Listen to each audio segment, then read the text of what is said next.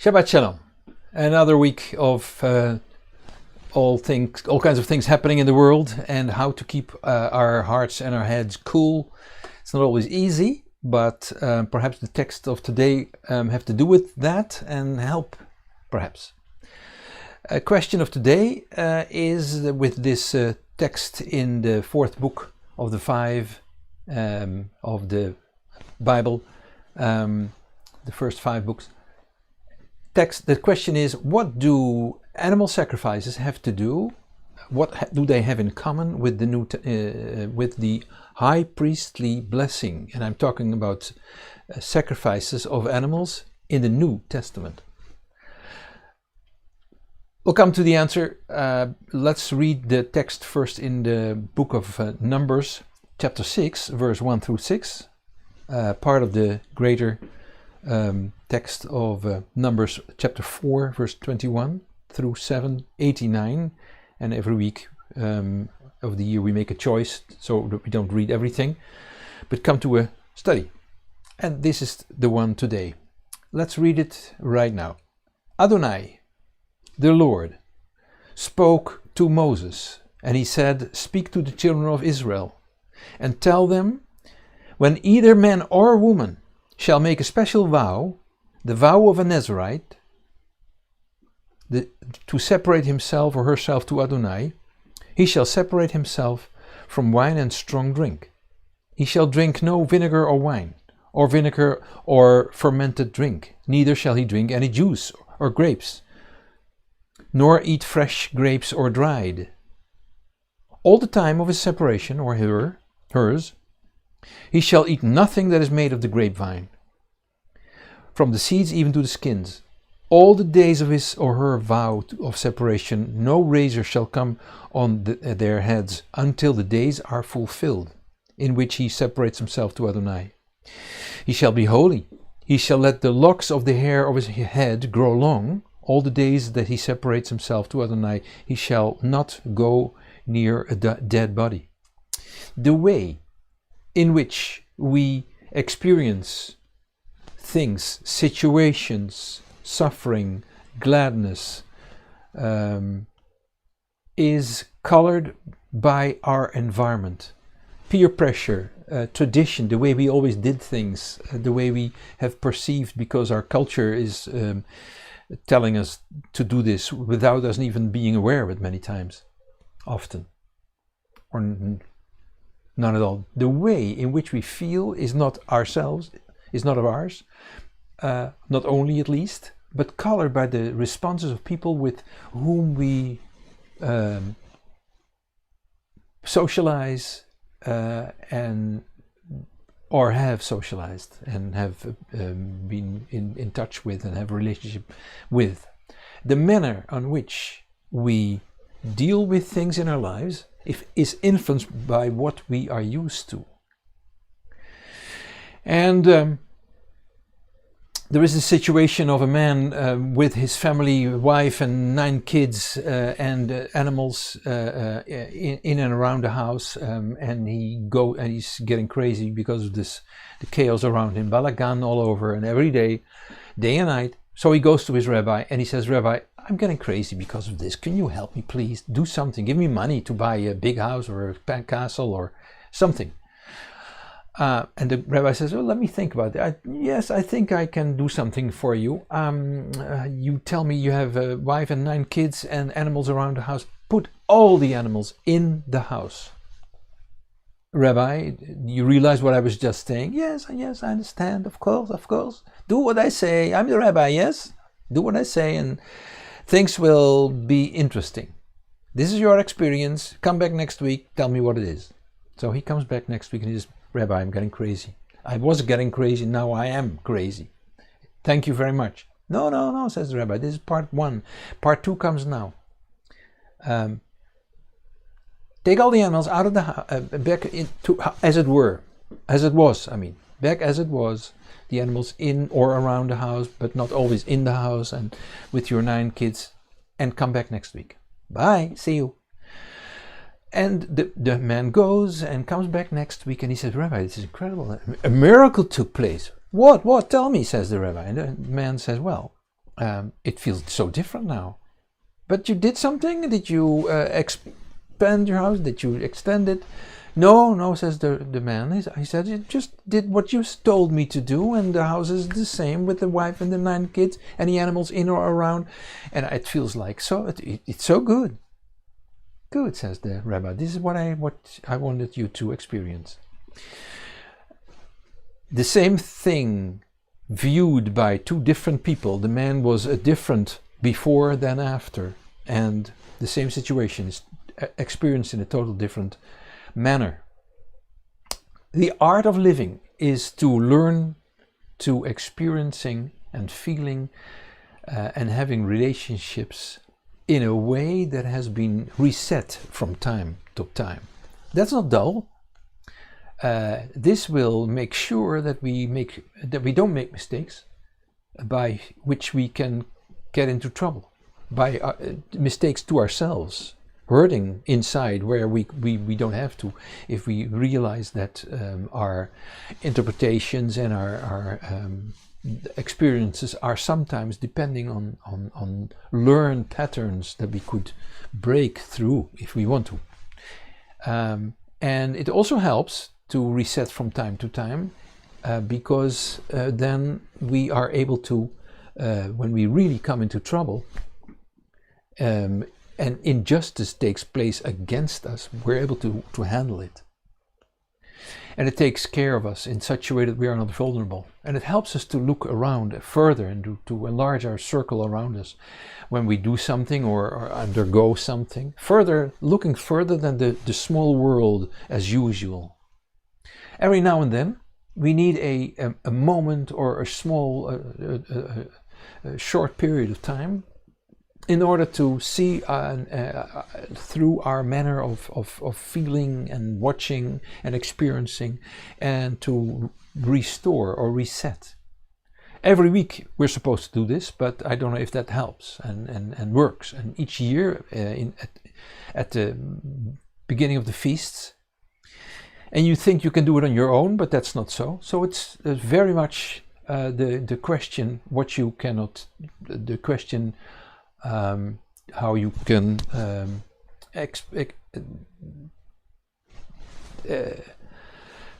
ask yourself to go through things that you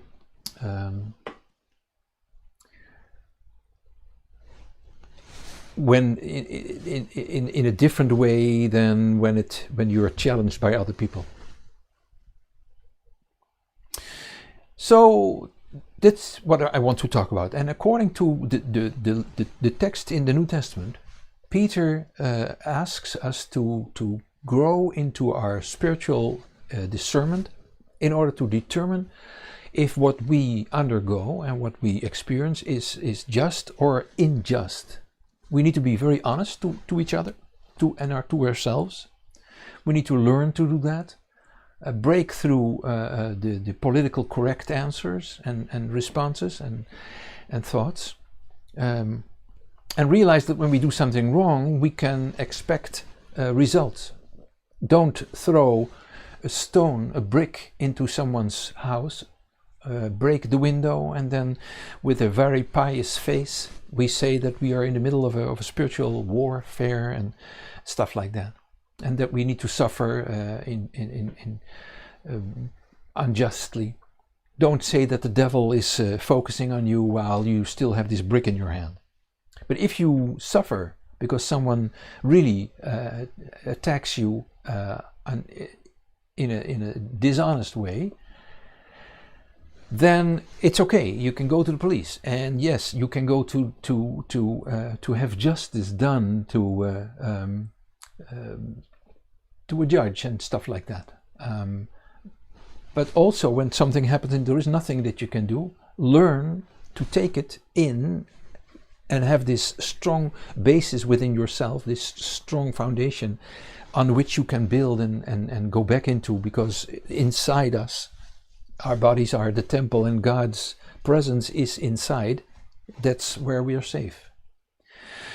There is this calling in the Bible to undergo injustice when there's nothing else we can do, to take it and to take it in without really allowing that to destroy us. So this is what we're dealing with in life, and this is what the Bible talks about when this text of today comes to us in Numbers 6, when it talks about the Nazir, the vow of the Nazir. He or she takes a time of resetting in order to deal with life, in order to have a cleared relationship with God, and also to reset feelings and responses, and giving a place to all the things that took place in our past, to live with them and to really deal. And how God wants us to learn to deal with life in order to prepare for the next. We need to know how to deal with other people as well. So the Nazir situation, which is spoken about here and also in the New Testament, is for man and woman. It's a voluntary position of holiness. And the laws which come out of this situation, out of this higher status, they prohibit the person in this temporary situation to do the things that those laws talk about. The Torah makes known to us that the higher status cannot go hand in hand with matters that are forbidden in the laws that are described, that I just read to you. So the Nazir will devote himself again to God, to himself or herself, binds himself, herself to God, as he also has shown himself as Messiah on earth, being Yeshua, the Jewish Messiah of Israel, and those who want to bind themselves to him. Nazir, as a verb, means to dedicate yourself, to isolate yourself for a temporary time. A Nazir is not allowed to drink wine, the new wine or old wine or strong alcoholic drinks, shakar in Hebrew. And grape juice is forbidden. Other juices are okay, like other alcoholic drinks, like beer. Acid made of wine is not permitted. Nothing of the vine plant is to be eaten from for anything. Why? Why this plant? Why just this one thing in this period? What does it have to do with our dedication? Well, the most important thing is the fact that the wine and the branches and the fruit of the vine is one of the Messianic symbols, where in times of dedication you need to stand still and look at and realize what this all means, where in John 15 talks about like a branch on a vine, you need to really hold on in your relationship and restore that holding on and realize what has come in between you and God, stuff like that. The heads of your hair need to grow. You cannot cut them in that period. No contact with somebody who passed away, or being close or under the same roof. Otherwise, if this happens, if this happens to take place in your life, the days that already you took in this situation, in this special dedication period, don't count. No razor on your head. And at the end, count your money, because a big amount of money needs to be paid for sheep and female sheep, a ram. The hair is shaven, put in fire. One of the paws of the ram and the bread is put on the hand of the Nazir and then woven around as a sacrifice. Then after that, the person is free to go and free to drink as he or she pleases. So it's a short time of personal dedication, a time of making it personal, what you believe and what your relationship with God all entails, instead of just experiencing it as a group. Making it also very personal, both and. It's not either or, it's both and. It's a collective thing, but it's also a personal, individual experience. Now, let's move on. Who thinks that the New Testament has nothing to do with the Nazirite vow, and the animal sacrifices is wrong. Paul, the evangelical evangelist, Jewish worker in the field, went to Jerusalem on a day. He took an amount of Jews with him. They knocked on the door with a certain person called Mnason, a Jewish man with a Greek name, who was one of the first disciples of Yeshua. This is mentioned in the book of Acts. Paul went to the Rosh Kehillah, to the leader of the congregation in Jerusalem with his company. The name of the leader was James, Yaakov in Hebrew. And there everyone hears that Paul just came back from a journey and saw that tens of thousands of Jews came to faith in Messiah, Yeshua.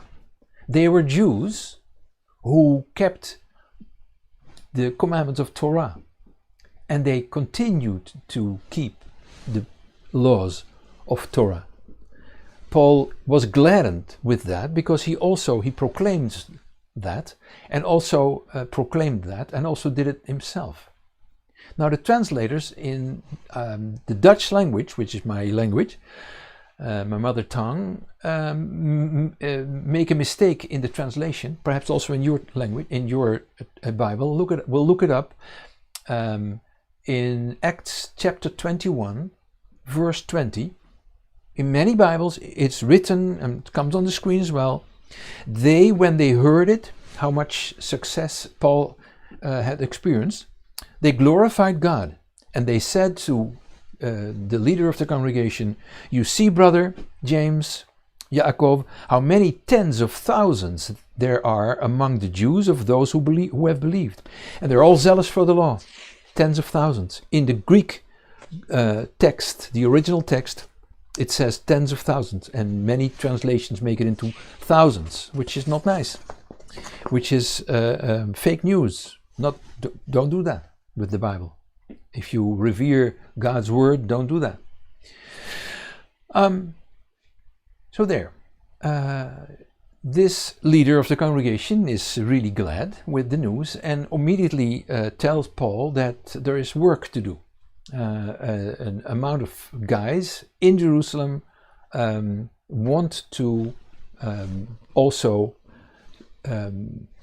have this dedication in their lives and speak the Nazirite vow and live accordingly, but they don't have the money to pay for the expensive sacrifices, animal sacrifices, yes, in the New Testament, and the priests that are involved with it. Paul, can you pay for us? For them? Paul agrees.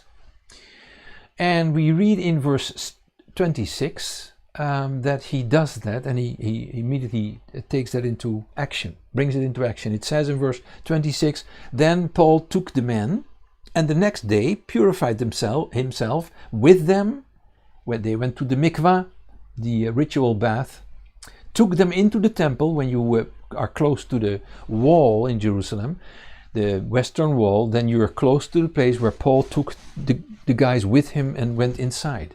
Let's continue to read. "He declared the fulfillment of the days of purification until the offering was offered for every one of them." Now some Bible scholars are saying that Paul did that for the Jews. But Paul is not like that. If you read his letter to the Galatians, you see how he fumes with anger and holy indignation because of the fact that things are not according to the line the straight line that Paul advocates. So don't think that Paul is playing a game or is acting just for Jews or something like that. He's Jew with the Jews. He knows exactly that doing Torah is according to the doctrine of Yeshua himself, who came, Matthew 5, verse 17, where Yeshua says, if you want to be my pupil, my student, my follower, then realize that I don't do away with the law or the prophets. And in verse 19 he says, and you need to do the Torah and what the prophets are asking you to do, just as much as I'm doing that myself. So, which animal sacrifices and meal sacrifices are required, we know now from the text that we read today, number 6, verses 13 through 21. And Paul with the guys, they experienced their personal reset, their period of silence, of dedication, rededication, being alone with God and close to Yeshua. Now, I was starting this study by saying that there is a connection, there is a common ground between the high priestly blessing and this special Nazirite vow. And the commonality is that in both situations there is a personal, individual experience that is needed. It needs to be made personal. So today the text starts with the counting. The title of the Parshat Hashavua today is Nasa, means count the amount of sons of Gershon, sons of 30 years and older, to take place and serve in the tent of the gatherings, the meeting between the God and the Israeli people. Levi has 3 sons, 3 tribes, Gershon today, and Kehat and Merari. Last week, the family of Kehat was already counted. I didn't mention it, but that's what took place. They are the first ones to be counted because according to Pesikta Zutrasa, Moshe and Aaron belong to that family. And they needed to carry the most holy materials for the tent of meeting. And they needed to be honored by being first. And there's God's warning to make sure that there is no pressure in this work. And there's the promise that the Kehat family would never die. It's interesting to read these words. Israel had to realize that not a human being is supporting the Aaron with the Torah inside and carrying those holy materials, traveling from place to place. It's the other way around. It's the Torah inside the Aaron, in the container, holy container, that is supporting Israel. So this week we read about the order to count these other 2 families. And the tasks of Gershon is to have the holy materials like curtains and screens, and Merari the plates and the bowls and the wooden holders for all the materials to build up this beautiful place that is called tent of meeting and surroundings, and the holy grounds that are holding this construction, this contraption. Now the Kohanim and the Leviim were divided into 8 groups, the Mishmarot, and every Mishmar was serving for 1 week and then was followed up by the next Mishmar. And this system continued until King David. Then it was adjusted, modernized for the time, and David made it into a system of 24 Mishmarot. That system you see mentioned in the New Testament, where the father of John the Baptist is mentioned, and when he serves, you know by the system that David made, and then you can count, sort of, when the mother of John the Baptist, who meets the mother of Yeshua, and the time in between the two women were carrying their child, you can calculate a little bit when Yeshua was born. So interesting to know those details. The Gershon family was also asked to sing in the Levites choir, daily, morning, afternoon, burning fire sacrifices, and with the peace sacrifices on Shabbat. And the Merari family also sang in the choir. That choir consisted of 12 singers, or more when there are good voices, and homework was the training of the songs. Usually there were instruments that took care of the accompaniment. And in the tent of meeting, singing took place every day of the week. Each day another chapter out of the Psalms. It's a little bit sideway, but I would like to share that with you because it's such a beautiful thing to realize. On the first day, you'll see it also on the screen. The first day, the text says that a psalm by David, the earth is Adonai's, with its fullness, the world and those who dwell therein. Psalms 24, verse 1. This is the parallel of the first day of creation, which is called day. Realize that the word yom in Hebrew, which means day, it does, also means something else, a period of time, and even more than that, it's also the word for order, where the night is the word also for disorder and chaos. Interesting, because that way we don't know how old Earth is according to the Bible. 6,000 years? You cannot count that and calculate that from the Bible.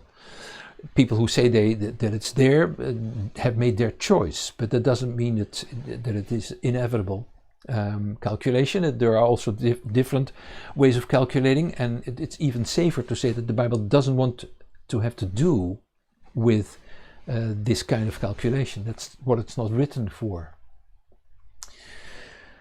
The second day of the week, there is a different psalm. It's Psalm 48 verse 2, and the text says, "Beautiful in elevation, the joy of the whole earth is Mount Zion, on the north sides, the city of the great king." On the second day of creation, or period, or time element, the Lord made the separation between water above and water on the earth.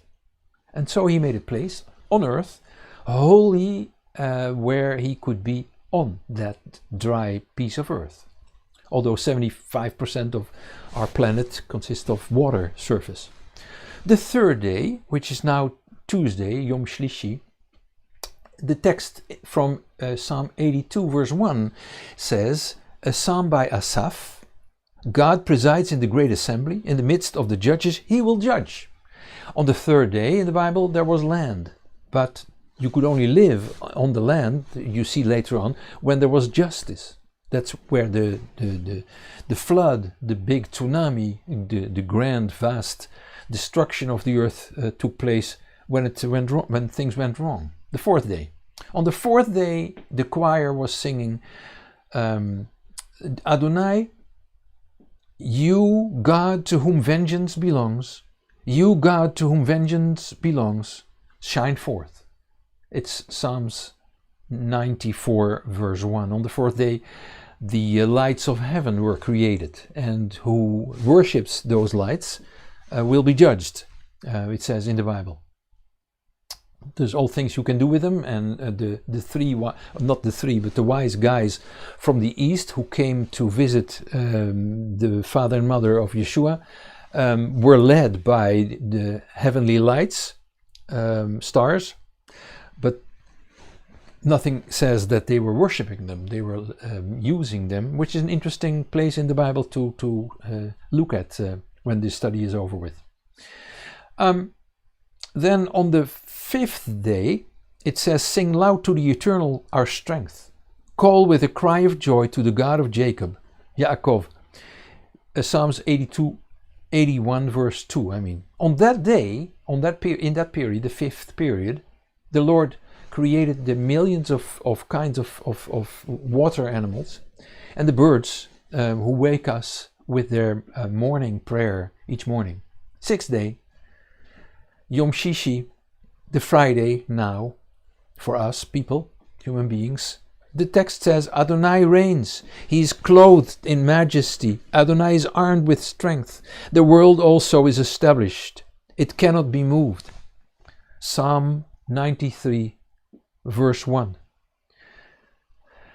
On the 6th day of the 6th period, humankind was created, called Adam, the word for mankind, humankind. And the Lord was seen in his majesty when he came into the paradise. And then the 7th day is called Shabbat, and the song that was sang then was Mizmor Shir Leyom HaShabbat. So Psalms 92 verse 1 starts a song, let me see what it says in the English. A song with musical accompaniment for the day of Shabbat. That's how it starts. And a song to honoring the weekly Shabbat and the Shabbat after the liberation by Messiah. And each Shabbat we see a glimpse, we see a little bit of the Messianic times, blessing and everything that belongs to it. Now back to the high priestly blessings. It was the sons, Aaron and his sons, who were allowed to proclaim this special blessing. Nowadays done by a Cohen, one of the descendants of Aaron, and each day as the last part of the Shmone Esrei, Jewish prayer in the middle of the service. Standing, hands in the air, fingers spread to give space for the Eternal One, with the face to the congregation. In Hebrew, in the temple, the 4-letter name of God was also claimed, was also pronounced. The name of the Lord is then laid on the congregation, which means that you don't watch when this takes place, like you don't watch when the Lord is close to you. You see this in the description with Moses and God on Mount Sinai. You don't watch the Cohen doing this. But then there is a special commandment, an instruction before this blessing is pronounced by the Cohen, that the Lord gives in this text. You find it in Numbers chapter 6 verse 23. Let's read it right now. It says, "Speak to Aaron and to his sons Moses, and say, this is how you shall bless the children of Israel." Now you think there's nothing special about this sentence, but there is, because this is how in the Hebrew is ko. And that word, 2 letters, ko, is unusual. And the question is, why this word? And it is the same word, rabbis found out, that Lord used when he told Abraham, who was worried that he didn't have a son yet. These words, you find them in Genesis 15 verse 5, also on the screen. And it says, Adonai brought him, Abraham, outside the tent and said, "Look toward the sky and count the stars if you can, if you're able to count them." He said to Abraham, "So shall your seed be." And the word so, ko, is that same word. And it's one blessing that God gives to Abraham at that moment. But ko means like your forefathers Abraham, Isaac, and Jacob have been blessed. And therefore the high priestly blessing consists of 3 blessings, each containing of 2 blessings each, so it's 6. Stemming from this concern that Abraham had about getting descendants. Another thing that is interesting about this, I find it very interesting, is that this blessing consists of 60 letters of the Hebrew alphabet. And a rabbinical commentary says that the Shir HaShirim, the Song of Songs, in chapter 3, verse 6 through 8, gives instruction of what that means. Read with me, because you'll find this surprising, I think. Who is this to come up from the wilderness like pillars of smoke, perfumed with myrrh and frankincense, with all spices of the merchant? Behold, it's Solomon's carriage. In the Hebrew it says bed. 60 mighty men are around it, of the mighty men of Israel. They all handle the sword and are expert in war.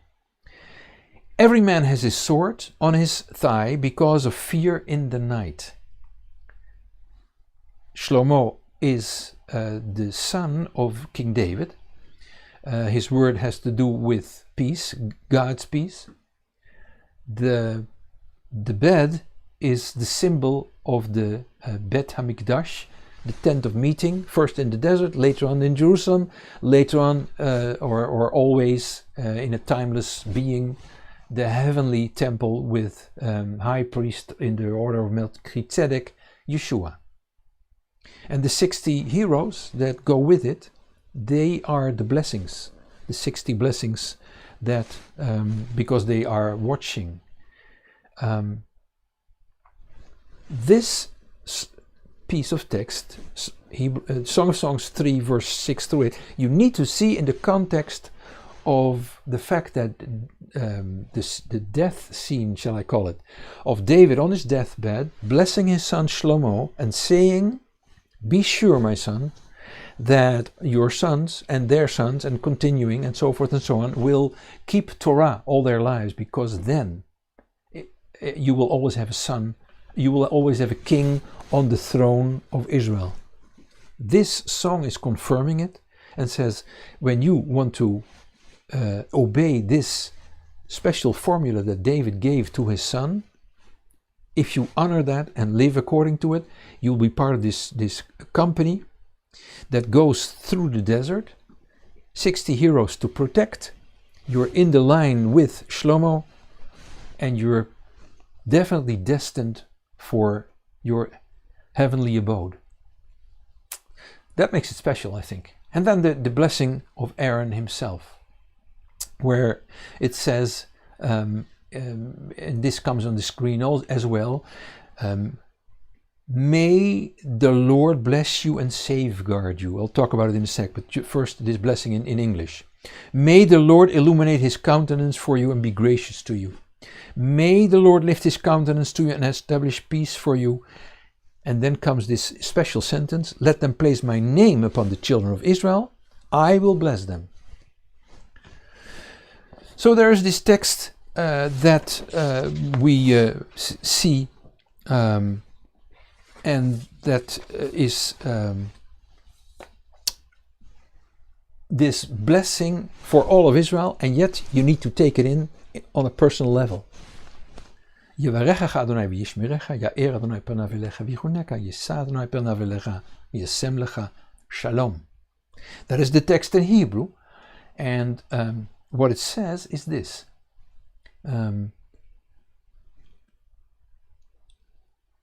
What it says is the following. This,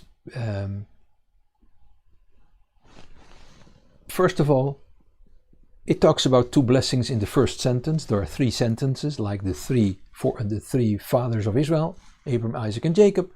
The first blessing has 2 parts, being the blessing, Yevarechecha, v'yishmerecha, is the watching and the protection. Now this blessing has the word berech inside, and that means knee. And that means that God is blessing you on his knees, which is a very special way of this, the literal meaning of this verb of blessing. There are 7 verbs, but there is one that has this word knee as foundation. And so this shows how God is very humble. As Yeshua says, in the kingdom of God, it's not lording over people, but the other way around. And it is an example for us to behave likewise. The keeping, and keep you, it says, the keeping is to give you eternal life. That kind of keeping. So it's a very strong blessing. That's the first one. The second one is, Ya'er Adonai panav elecha, that God may illuminate his countenance for you. And the word or, Ya'er, the word or means light, is insight. The light of Torah, the light of God's light that he calls when he calls forth, when he starts his action to have a visible world. And vichuneka, and gives you peace. Gives you, no, not peace, gives you grace. Grace is love, is a healing embrace of telling you that you are okay and that you belong. That's the second one. The third one, Yisa Adonai panav elecha, that he is lifting up his face towards you. He looks at you and he gives you the attention that you deserve. It's also approval. It's also relationship. And he gives you his attention and his peace at the end. And I will bless them, it says at the end. V'yasem lecha shalom. So this blessing is for all of Israel and the soulmates that always belong to Israel. Collectively, and yet each individual person is asked to receive it in a personal way, because the strength of the total is built up by the individual supporter. The second text of today in the Haftarah is in the book of Judges, and let's read it. It's Judges 13, verses 2 through 5. There was a certain man of Zorah, of the family of the Danites, whose name was Manoah, and his wife was barren and didn't bear. Couldn't get a child. The angel of Adonai appeared to the woman and said to her, "See now, you are barren and you don't bear, but you will receive a child. Now therefore, please beware and drink no wine or strong drink, and don't eat any unclean thing, before behold, you shall conceive and bear a son. And no razor shall come on his head, for the child shall be a Nazirite to God from the womb on, and he shall begin to save Israel out of the hand of the Philistines."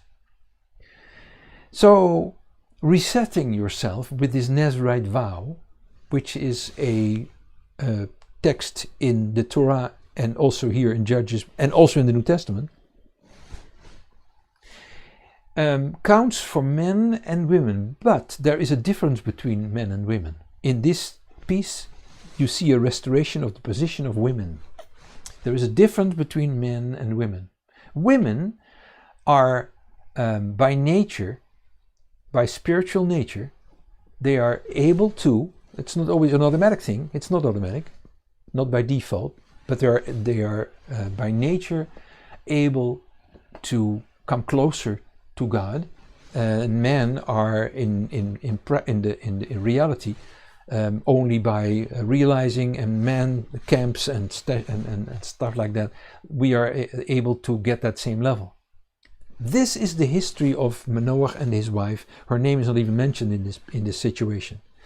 This is the situation of the creation, not of women, because in the beginning men and women are created at the same moment.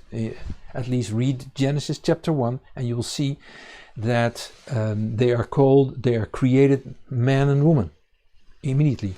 Already in the first chapter it says that. Read it, don't have time to go into it now. But about this woman,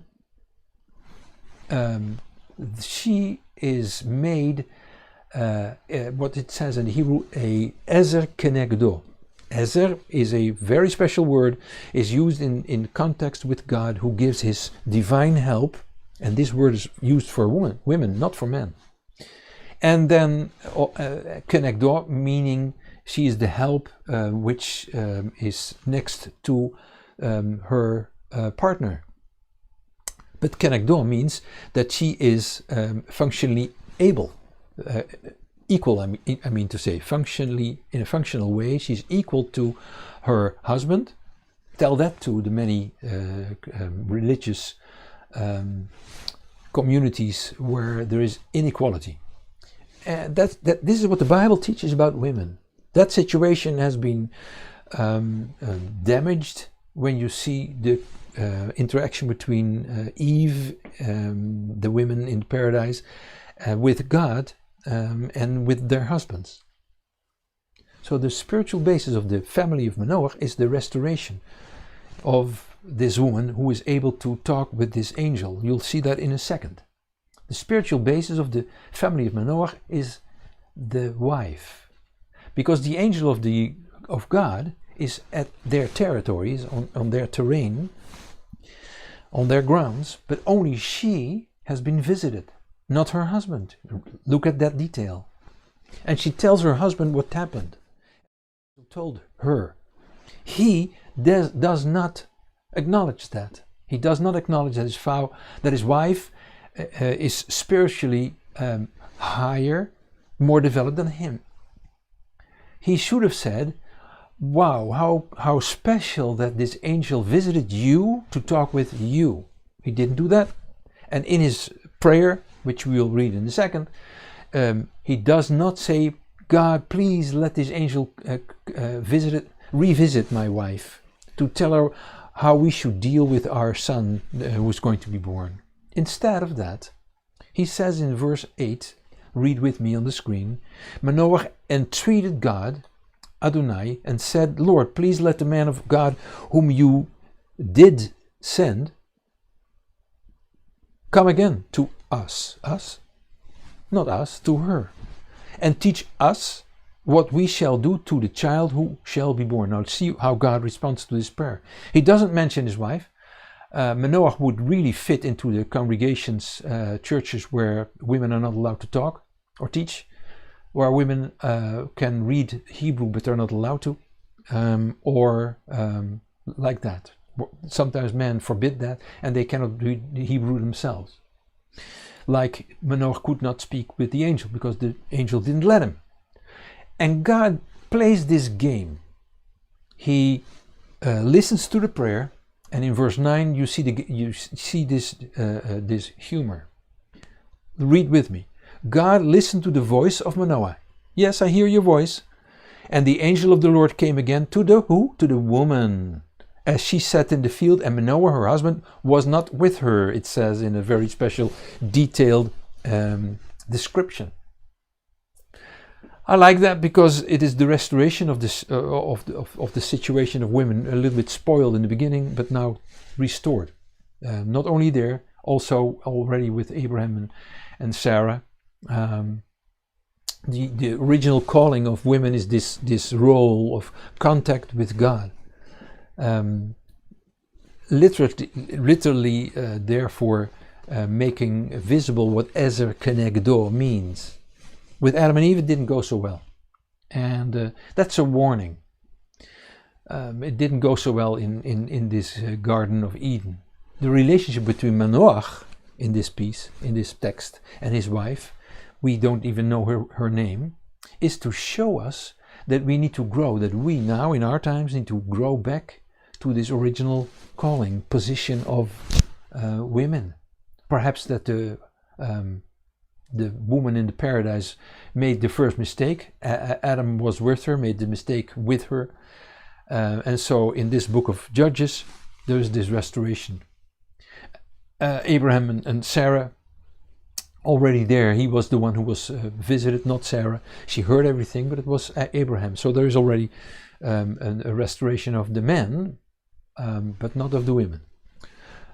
So the situation of a Nazir a time of resetting and of reevaluation is meant to make visible our calling, our origin.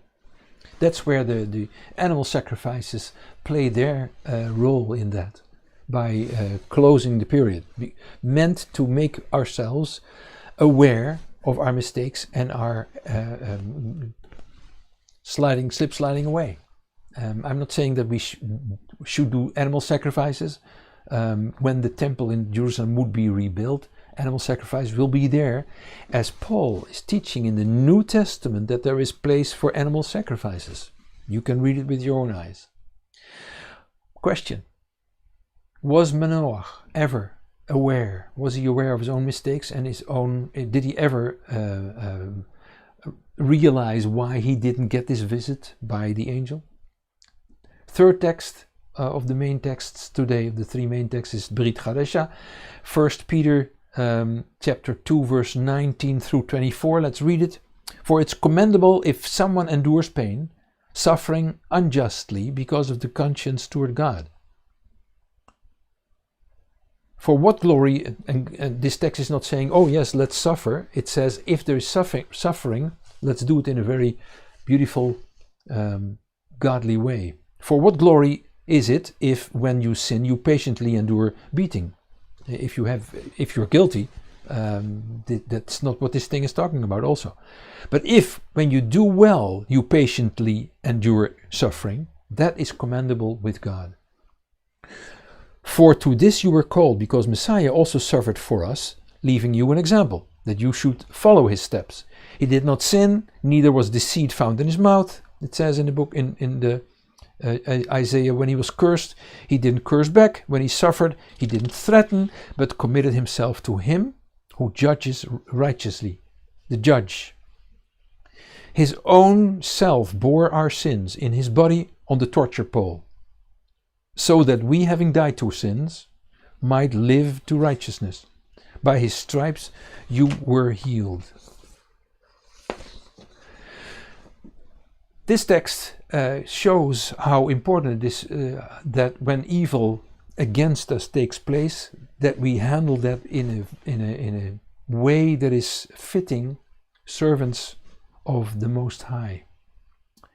And it has to do with these three elements of the study of today, like the Nazirite vow, where you reset yourself, the high priestly blessing, where you also take in this blessing for you personally, and then also dealing with injustice in a good and divine, shall I say, divinely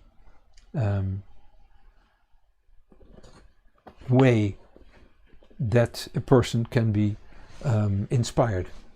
A text to test your dedication and your sanctification. And also ask yourself the question, do I have a problem with other people because of oppression, injustice, or because of my own stupidity? It's a good question to ask yourself from time to time. If there's pain with us because of injustice, we need to pray for comfort, consolation, for restoration. We need to learn to not do stupid things anymore. We need to learn to be still and quiet. We need to learn to feel safe and secure. We need to learn to receive God's blessing personally. He is on his knee, we should be on our knees. This is God's example. Receive that eternal life that he gives in this blessing, in the second of the first blessing, the second part. And make sure that his face will shine vividly and enthusiastically toward us. That his grace, his love, will be received by us, and that his face will give approval, that he and give us the attention that we deserve. Then, my friends, then we are growing in our faith for very practical purposes. We live in a world where we need this faith, not because we're weak. No, we want to be strong. And we know that we can have this strength when we walk hand in hand with our Creator. And then his earthly representative, being himself, God is one, Messiah Yeshua. So that's why these texts are weekly, especially also this one today, our weekly encouragement and our support in order to not be alone, but to realize God is with us, whatever happens to us. Then this text that the